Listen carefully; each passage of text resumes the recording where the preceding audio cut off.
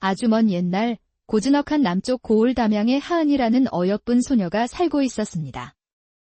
소녀는 비록 양반 가문의 딸이었지만 그 성품이 마치 이른 봄 산골짜기에 피어나는 들꽃처럼 맑고 순수하여 온 마을 사람들의 사랑을 받았습니다. 그러나 행복은 길지 않았습니다. 하은이 고작 6살이 되던 해 끔찍한 역병이 검은 그림자처럼 온 마을을 덮쳤습니다. 무서운 병만은 하룻밤 사이에 수많은 생명을 앗아갔고 하은의 자애로운 부모님 또한 그 역병을 이기지 못하고 어린 딸을 남겨둔 채 세상을 떠나고 말았습니다. 하루아침에 고아가 된 어린 하은은 텅 빈 사랑방을 헤매며 며칠 밤낮을 울고 또 울었습니다. 아버지, 어머니, 어디 계세요? 저 혼자 두지 마세요. 설상가상으로 부모님이 약값을 마련하기 위해 빌린 돈이 눈덩이처럼 불어나 집안에는 산더미 같은 빚만 남게 되었습니다. 결국 어린 하은은 그 빚을 갚기 위해 나주 고을의 한 부유한 집안에 여종으로 팔려가는 신세가 되고 말았습니다. 그 집의 안주인인 최씨 부인은 처음에는 하은의 고운 외모와 다소곳한 태도를 마음에 들어 했습니다. 아이고, 참으로 예쁘게도 생겼구나. 양반댁에서 자랐다더니 그 자태가 남다르구나. 하지만 며칠이 지나지 않아 최씨 부인의 마음은 시기심으로 가득 차기 시작했습니다. 하은이 바느질하는 모습을 본 것이 화근이었습니다. 어린아이의 솜씨라고는 믿기지 않을 만큼 바늘땀이 고르고 정교하여 다른 하인들이 칭찬을 아끼지 않았기 때문입니다. 감히 여종 주제의 바느질 솜씨를 뽐내는 것이냐?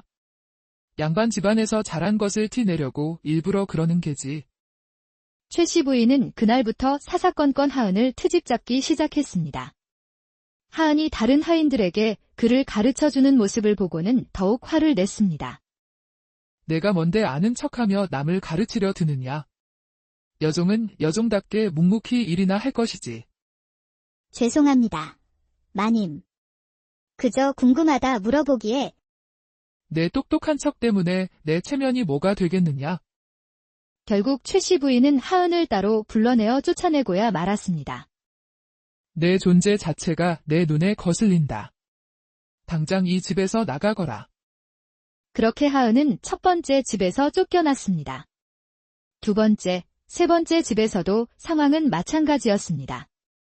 그녀의 뛰어난 재주와 바른 성품은 오히려 주인들의 시기와 의심을 불러일으켰고 갈 곳 없는 하은은 결국 깊은 산속으로 발길을 옮겼습니다. 세 번째 집에서 맨몸으로 쫓겨난 그날 밤, 하은은 산골짜기 차가운 바위에 홀로 앉아 하늘을 보며 목 놓아 울었습니다. 어찌하여 제 팔자는 이리도 혹독하단 말입니까? 부모님을 앗아가신 것도 모자라 이렇게 갈 곳 없는 신세로 만드시니 제가 전생에 무슨 큰 죄를 지었나이까? 밤바람이 살을 애는 듯 차가웠지만 세상이 자신을 거부하는 것 같아 마음이 더 아팠습니다. 하염없이 눈물을 흘리던 하은은 결국 기력을 잃고 그 자리에 쓰러지고 말았습니다. 얼마나 시간이 흘렀을까 따뜻한 손길이 하은의 이마를 어루만지는 것이 느껴졌습니다. 아이야, 정신을 차리거라. 희미하게 들리는 목소리에 하은이 천천히 눈을 뜨자 자비로운 얼굴의 한 노스님이 그녀를 내려다보고 있었습니다. 스님은 하은을 조심스럽게 등에 업고 무등산 깊은 곳에 있는 작은 암자로 데려갔습니다. 암자는 소박했지만 정갈했고 마당에는 온갖 약초들이 자라고 있었습니다. 여기서 잠시 쉬어가거라. 몸이 많이 상했구나.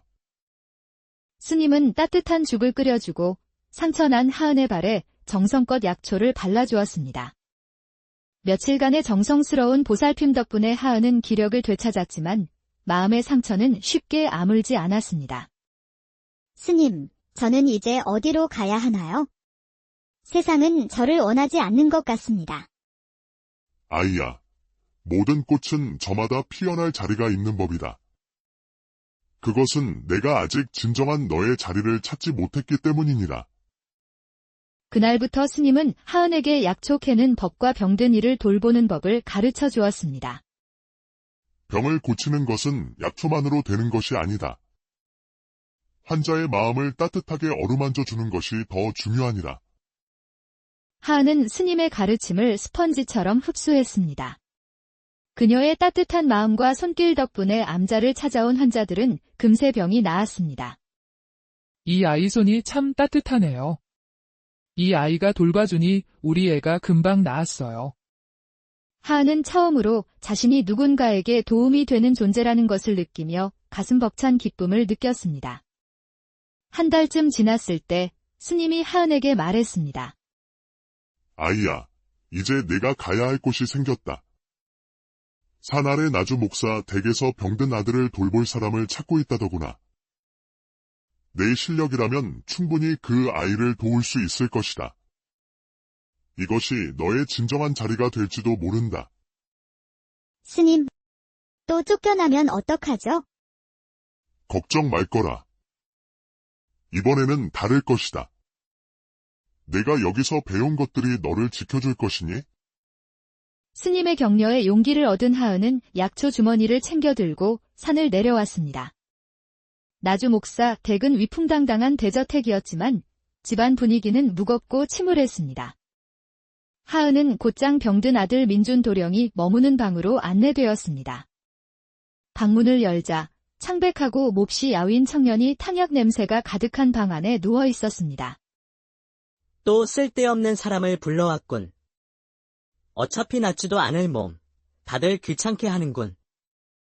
민준의 목소리에는 깊은 절망과 체념이 담겨 있었습니다. 아닙니다. 도련님. 저는 그저 시중을 들러온 여종입니다. 여종 따위가 내 병을 어찌하겠다고. 당장 나가거라. 하지만 하은은 스님의 가르침을 떠올리며 포기하지 않았습니다. 그녀는 매일 새벽같이 일어나 방을 정갈하게 치우고 정성을 다해 약초를 다리고 민준이 거부해도 묵묵히 자신의 일을 해나갔습니다. 쓰디 쓴 탕약은 먹기 싫다고 했잖느냐. 꿀을 타서 단맛을 냈습니다. 이 약은 산에서 직접 캔 약초로 만든 것이라 기운을 돋우는데 도움이 될 것입니다. 며칠이 지나자 신기하게도 민준의 기침이 줄어들기 시작했습니다. 하은은 밤마다 민준의 차가운 발을 자신의 손으로 주물러주며 온기를 나눴습니다. 다른 사람들은 다 나를 포기했는데 넌 어찌하여 이리 지극정성이냐. 포기하면 아니 되니까요. 도련님은 분명 나으실 수 있습니다. 어느 날 밤, 민준이 심한 기침으로 잠 못 이룰 때 하은이 곁에서 기도하는 소리를 들었습니다. 부디 도련님의 아픔이 제게로 오게 해주세요. 그 말에 민준의 가슴이 뜨겁게 뭉클해졌습니다. 태어나서 처음으로 누군가의 진심 어린 걱정을 받은 것이었습니다. 하은아, 정말 고맙다. 내가 없었다면 나는 진작 모든 것을 포기했을 것이다. 그날 이후 민준의 마음이 열리기 시작했고 하은의 정성 덕분에 그의 병세는 눈에 띄게 좋아졌습니다. 두 사람 사이에는 애틋한 감정이 싹트기 시작했습니다. 그러나 이 소식은 하은을 처음 내쫓았던 최씨 부인의 귀에도 들어가게 되었습니다. 그 하은이라는 아이 말이야. 지금 나주 목사 댁에서 병든 도련님을 낫게 하고 있다던데. 정말 그 집 어른들이 아주 보배처럼 아낀다더라. 자신이 내쫓은 여종이 인정받는다는 사실에 최씨 부인은 참을 수 없는 질투심에 휩싸였습니다. 필시 무슨 유망한 수작을 부리고 있는 것이야. 내가 가만두지 않겠다. 최씨 부인은 몰래 하인을 매수하여 민준이 먹는 약재에 독초를 섞어 넣었습니다. 하지만 스님에게서 약초 지식을 배운 하은은 약재에서 나는 미세한 독한 냄새를 맡고 이상함을 금세 알아차렸습니다. 이상하다. 이 약재에서 스님께서 절대 쓰면 안 된다고 하셨던 독초의 냄새가. 하은은 즉시 약재를 버리고 이 사실을 대감에게 알려 민준의 목숨을 구했습니다. 조사가 시작되자 최씨 부인의 악행은 곧바로 드러났고 그녀는 관아에 넘겨져 큰 벌을 받게 되었습니다. 모든 사건이 해결된 후 민준은 하은에게 자신의 지난 상처와 외로움을 털어놓았습니다. 내가 온 후로 나는 다시 살고 싶다는 생각이 들었다. 너는 나를 불쌍하게 보지 않고 진심으로 믿어주었으니까. 하은 역시 자신의 기구했던 삶을 이야기하며 두 사람은 서로의 아픔을 보듬어 주었고 사랑은 더욱 깊어졌습니다. 마침내 건강을 완전히 되찾은 민주는 집안 어른들이 모두 모인 자리에서 하은과 혼인하겠다고 선언했습니다. 민준아, 하은이는 신분의 차이가 너무 크지 않느냐? 아버님, 사람의 귀함은 신분이 아니라 마음에 있는 것입니다. 하은이는 제 목숨을 구해준 은인이자 제가 평생을 함께하고픈 유일한 사람입니다. 민준의 진심과 하은의 고운 마음씨를 알고 있던 가족들은 결국 두 사람의 혼인을 허락했습니다. 혼례식 날, 암자의 노스님이 찾아와 두 사람을 축복해 주었습니다. 스님은 조용히 서원에게 비밀을 털어놓았습니다. 사실 그는 하은의 아버지가 가장 아끼던 덧니였고 친구의 딸을 멀리서나마 지켜봐주기로 약속했던 것입니다. 혼인 후 하은과 민주는 스님의 가르침을 이어받아 가난하고 병든 사람들을 돌보는 데에 온 힘을 쏟았습니다. 하은의 지혜와 민준의 재력이 합쳐져 더 많은 사람들을 도울 수 있었고 마을 사람들은 하은을 심성고운 어머니라 부르며 존경했습니다.